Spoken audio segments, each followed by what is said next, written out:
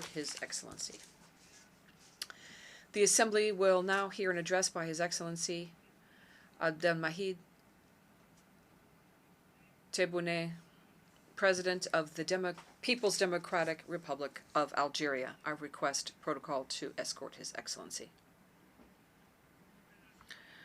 On behalf of the General Assembly, it is my honor to welcome His Excellency Abdelmadjid Tebboune, President of the People's Democratic Republic of Algeria, and to invite him to address the Assembly.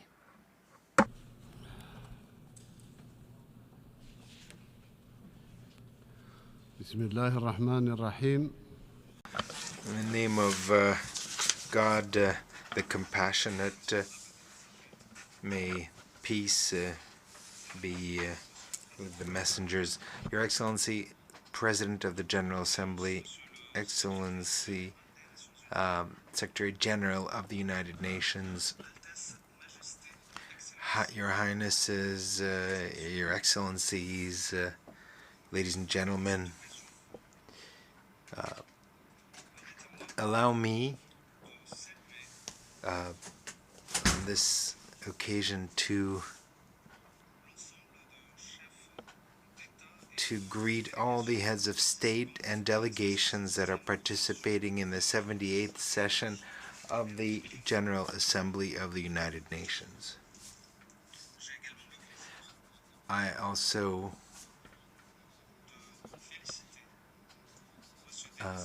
would like to congratulate Mr. Denis Francis for his election to be the president of the session, and I wish him every success in this noble task. I also want to thank Mr. Chaba Koroshi, president of the previous session, for his outstanding work. I would sincerely thank the Secretary General of the United Nations, Mr. Antonio Guterres, and I would like to express my wholehearted support for the efforts that he has undertaken to strengthen the role of our organization and to promote it in order to respond to the aspirations of our peoples. Mr. President, we are here in this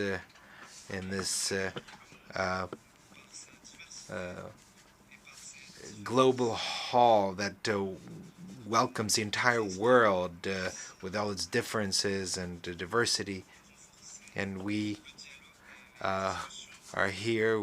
We hope to promote dialogue and discussion amongst us and to make this hall a true basis for making the world a world of cooperation, solidarity, and equality among nations. My country, and this is the case for over 50 years from this noble tribune, has pointed to the dysfunctioning of the global order and has pointed the way towards correcting this global order in order to achieve greater equality among our member states. Mr. President, the conflicts and crises in our world have reached unprecedented levels. Millions of people have been displaced, and international relations have been transformed from ties of cooperation and consensus to conflict, and this has threatened international organizations in the midst of a world that is experiencing emergencies under extreme pressure. In the face of these difficult situations and multiple crises, the weakening of the role of the Security Council over the past few years is evident. This is a role that is set out in the Charter of the United Nations. That role is to maintain international peace and security,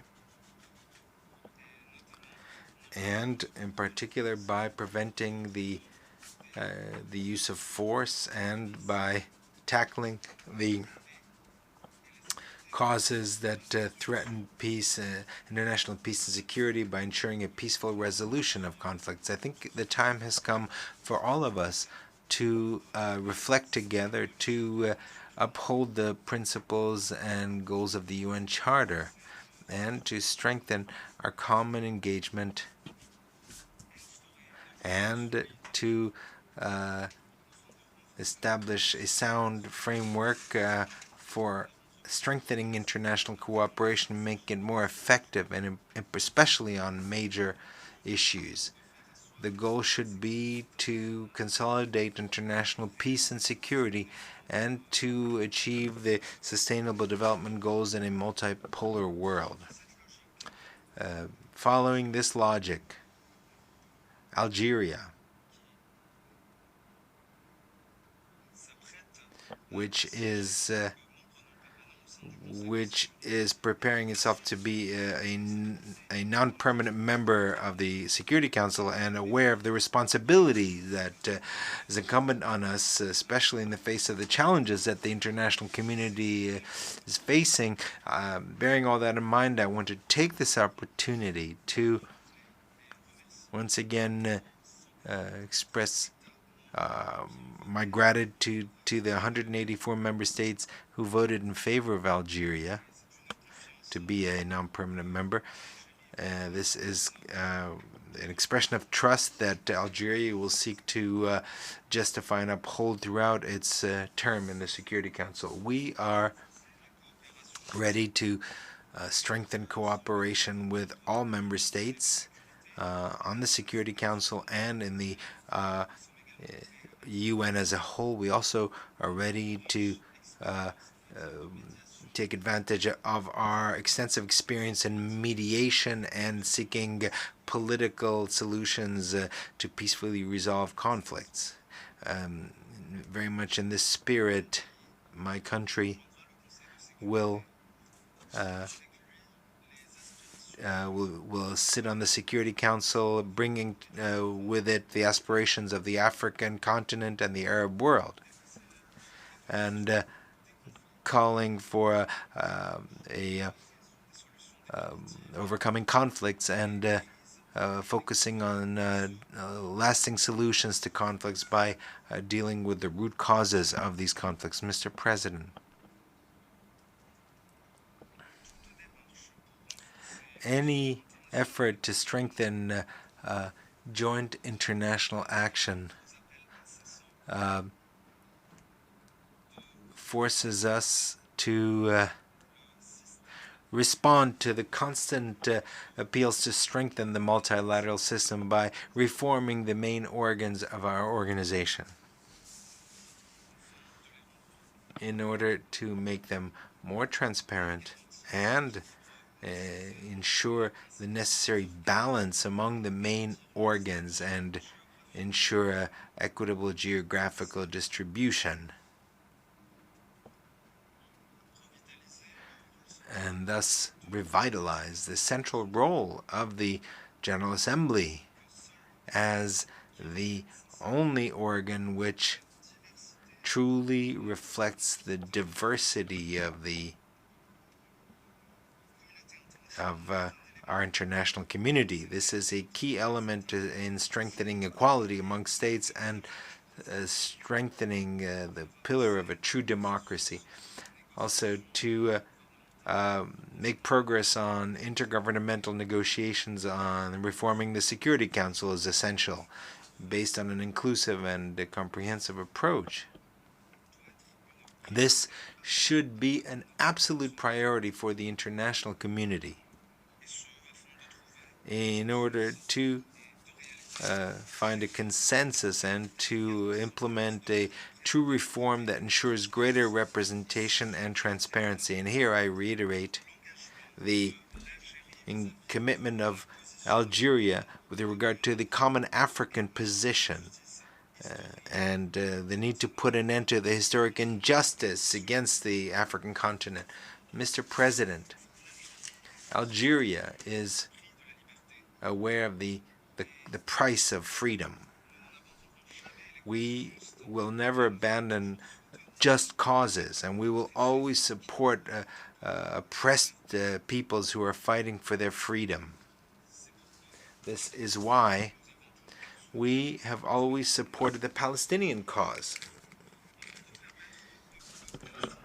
in order to allow the brethren Palestinian people to exercise their inalienable rights and to establish their own independent states based on the 4th of June 1967 borders, with Jerusalem as the capital, in conformity with the international resolutions and international law. As part of our support for the Palestinian cause, which is a just cause, last year my country, under my own personal supervision, held a summit to bring together the various Palestinian factions at a summit which was crowned with the adoption of the Algiers Declaration. In this context, I would like to reiterate our attachment to the Arab Initiative, Peace Initiative, as a framework for resolving the Palestinian issue and putting an end to the occupation, which is the main cause of instability in the Middle East region. I want to appeal to the conscience of the international community to assume its moral and historical responsibility and allow the Palestinian people to regain their rights and decide on their future. Furthermore, I would like to take this opportunity to call on the International Court of Justice to follow up on the request formulated by the UN General Assembly on the 30th of December of 2022 by giving an advisory opinion regarding the Israeli practices that affect human rights on occupied Palestinian territories, including East Jerusalem. We aspire to towards a victory and to honor the combat of the Palestinian people who have suffered so much and who have sacrificed so much living under occupation. And from this tribune, I also call on the Security Council to adopt a resolution pursuant to which it would guarantee the two-state solution, which enjoys a consensus from the international community, and by virtue of which it would be possible to put an end to the unilateral practices of the occupying authority, starting with the activity of settlement building on occupied Palestinian territory. We once again call on, and I insist on, the need for an extraordinary session of the General Assembly to grant the state of Palestine as status of full-fledged member. And I repeat, we call once again for an extraordinary session in order to grant the state of Palestine the status of permanent member within the United Nations General Assembly. We are proud that what our organization has accomplished in terms of decolonization in a number of regions, and we aspire to a definitive solution and putting an end to the colonization with the last African colony, because indeed an entire people in Western Sahara is deprived of its fundamental right to self-determination. And it is necessary to organize a free and comprehensive referendum under the rules adopted by the Security Council in 1991. This was approved by both parties, and it's time to implement it. It's waiting for that. Given that reality, and given attempts geared to creating legitimacy based on illegitimacy, it is incumbent on the United Nations to preserve the credibility of these resolutions and to support full and complete implementation of the resolutions of our organization and preserve its reputation. In that context, I would reiterate here our support for the Secretary General's efforts, those of the Secretary General of the United Nations and his staff, efforts undertaken to relaunch the negotiating process, direct negotiations, and to organize a referendum to allow the Sahrawi people to self-determination according to the Security Council resolutions. Mr. President, my country is closely following and with great concern what is occurring in some countries, friendly nations, sister nations, and we are undertaking every effort in order to find peaceful solutions and to bring points of view and positions closer together. Turning now to the situation in Libya, brother nation. Here, I reiterate our support to the United Nations efforts in order to find a political solution led by the Libyan people themselves and allowing them to preserve the unity of Libya, its sovereignty, and its territorial integrity. Turning to the situation in Mali.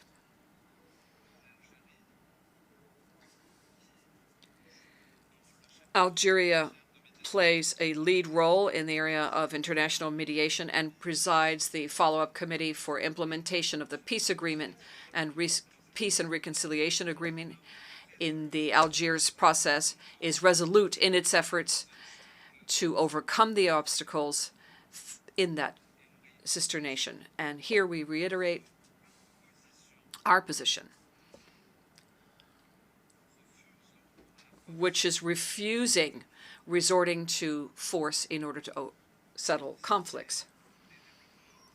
With regard to developments in Niger, a neighboring country, Algeria reiterates its attachment to the return to a constitutional order through peaceful means and to make sure that diplomatic and political solutions prevail while respecting the rule of law.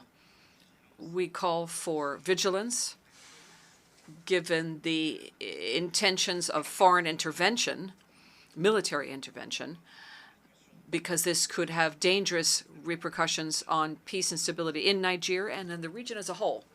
At the same time, the very concerning situation in Sudan calls upon us to call on all parties to the conflict to put an end to it and to pursue dialogue, put an end to the fighting. This situation has very serious repercussions on the humanitarian situation in that country. This vulnerable and unstable situation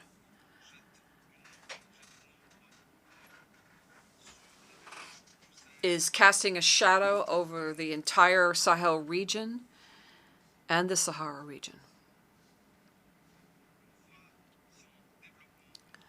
Its development has been stopped and it is now experiencing famine. And turning to the issue of climate change, this is further exacerbating instability and is fueling terrorist groups who are making this region one that they use as a base for their criminal activities. In that context, Algeria will spare no efforts to support development in the region, and we are prepared to share our experience in the area of combating terrorism and extreme violent extremism. We would like to participate in an extraordinary session, and the 16th extraordinary session of the African Union in Malibu in 2022 in that regard. And as a coordinator for fighting terrorism and violent extremism in Africa, we presented a report at that time. This report looked at the development of terrorist threats throughout Africa and mechanisms to address those threats. This is a report that is being looked at a number of different practical mechanisms to strengthen the fight against terrorism in Africa. It also underscores the importance of putting the fight against terrorism as a priority, and one that requires common African action. Moreover, I'd like to look at Algeria's contribution as an international mediator is not confined just to the African continent and our region. We also participate in the Arab Contact Group's efforts geared to relaunching the negotiations between Russia and Ukraine. Mr. President, 8 years after the adoption of the 2030 Sustainable Development Agenda and the Addis Ababa Plan of Action, a number of states that are currently developing face challenges. And this means they need more solidarity from the international community in order to achieve a better world and to have a more equitable and effective economic model, which would make it possible to achieve the Sustainable Development Goals. Algeria adopted the Sustainable Development Program and has made it a national priority and has integrated it into all the plans, strategies, and programs that were launched by the government. This, in turn, made it possible for us to achieve considerable results in the area of sustainable development, especially with regard to education, healthcare, electricity, and water. Speaking of water, my country launched a desalination of ocean waters program to be completed by the end of 2024, and we will be at the end of next year able to produce over 1 billion metric tons of water on an annual basis through desalination. Mr. President, my country has always enjoyed the support of and confidence of the Human Rights Council and is party to most international human rights treaties. We ensure that our cooperation with the Council, the Human Rights Council, and that we work with all of the human rights treaty bodies created in virtue of various human rights treaties and with regard to the Universal Periodic Review. And to that end, in November of 2022, my country presented its 4th national report in the context of the UPR. My country is firmly convinced that respecting human rights and promoting human rights is the very cornerstone of any political system which is credible. And that's why we work to strengthen human rights by all means available to us. And this conviction is due to the Algerian people's attachment to human rights. And my country's constitution was amended in 2020 based on our convictions and the belief in the importance of strengthening fundamental freedoms and human rights. The amendments bans any explicit undermining of these freedoms and liberties. It also creates equality between all citizens, men and women, in terms of rights and duties, and strengthens the effective participation of all especially in the area of promoting women's rights and the empowerment of women economically and politically, and women's participation in positions of responsibility. We are also seeking to guarantee a principle of equality in the labor market and to strengthen the role played by women in the area of peace and security, and strengthening the status of women in all areas of life, be it at the national, continental, or international levels. A practical national plan in the context of implementing Resolution 1325 of the Security Council has been implemented. It was adopted in October 2000, and a plan was adopted in order to strengthen the role of women in prevention of and resolution of conflicts, in keeping with the principles of our foreign policy. Algeria has many young people and a great deal of capacity. Young people account for 70% of our national population. Algeria, therefore, adopted measures in order to provide institutional management level with the means necessary to build capacity for young people and to integrate young people as a driving force of the process of sustainable development and a driving force behind the economic, political, and cultural arenas. By way of conclusion, we aspire to a world where peace and prosperity would reign, peace and prosperity for all human beings under the aegis of the United Nations. We must show sincere determination and strong commitment in order to meet the legitimate needs of our people so that our people can enjoy this peace and prosperity. May the blessings be upon you. On behalf of the Assembly, I wish to thank the President of the People's Democratic Republic of Algeria for the statement just made, and I request protocol to escort His Excellency.